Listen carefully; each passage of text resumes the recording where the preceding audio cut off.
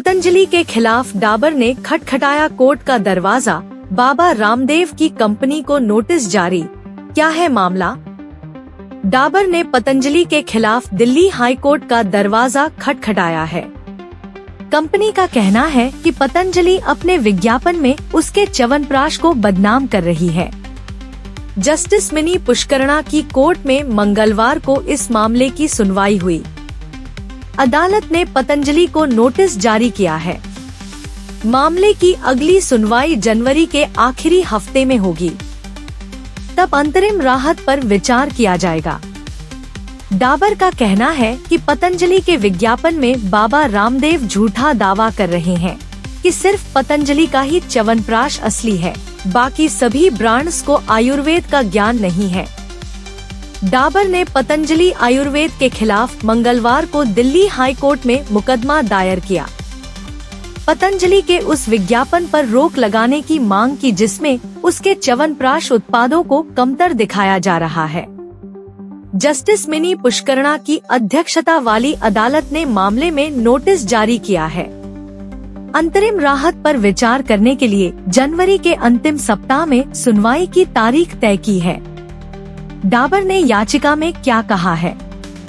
हालांकि जस्टिस पुष्करणा ने शुरुआत में मामले को मध्यस्थता के लिए भेजने पर विचार किया, लेकिन डाबर के वकील ने पतंजलि के खिलाफ तत्काल आदेश देने का आग्रह किया। मुकदमे में आरोप लगाया गया है कि पतंजलि आयुर्वेद के संस्थापक बाबा रामदेव वाले विज्ञापन में झूठा दावा किया जा रहा है कि केवल पतंजलि का च्यवनप्राश ही असली है, बाकी सभी ब्रांड्स के पास इसकी तैयारी के लिए आवश्यक पारंपरिक आयुर्वेदिक ज्ञान नहीं है।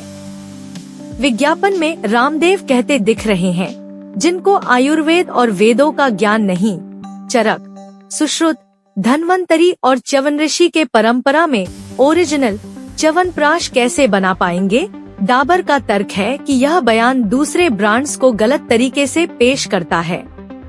यह उन्हें साधारण बताता है और उनकी क्वालिटी पर सवाल उठाता है। डाबर की ओर से पेश हुए वरिष्ठ वकील अखिल सिब्बल ने दलील दी कि इस तरह के दावे प्रतिस्पर्धियों की प्रतिष्ठा को नुकसान पहुंचाते हैं, उपभोक्ताओं को गुमराह करते हैं।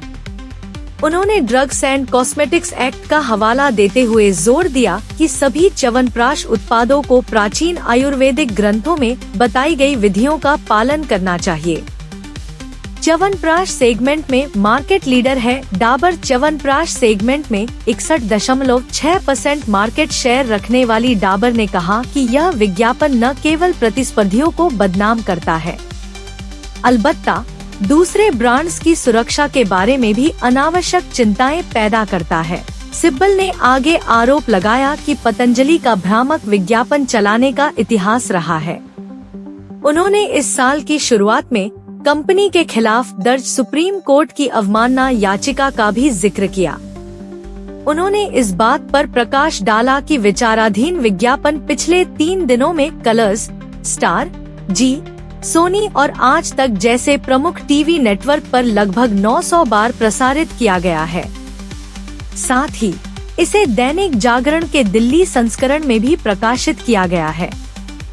पतंजलि का प्रतिनिधित्व करने वाले वरिष्ठ वकील जयंत मेहता ने मुकदमे की वैधता पर सवाल उठाया, जवाब दाखिल करने के लिए समय मांगा। मामले की अगली सुनवाई जनवरी के अंत में होने की उम्मीद है।